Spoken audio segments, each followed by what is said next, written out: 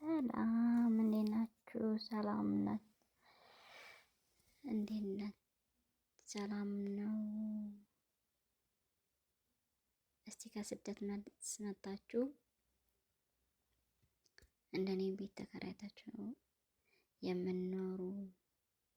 እስቲ ትንሽዬዋን ቤቴን እስቲ ዋት እኔ ከስደት መልስ መጥቼ ተከራይቼ ነው የምኖረው እና በጣም ትንሽዬ ቤት ነው የተከራየሁት እና ከመጣሁ 8 ወሬ ነው።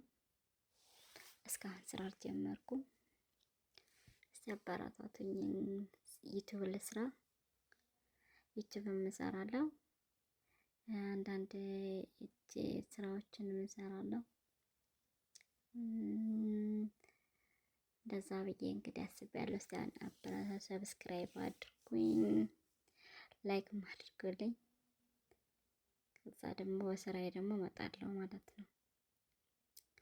ስላዳመጣችኝ አመሰግናለሁ እና ዩቲዩብ ደግሞ እንድታበረታቱኝ ፈልጋለሁ። አበረታቱኝ።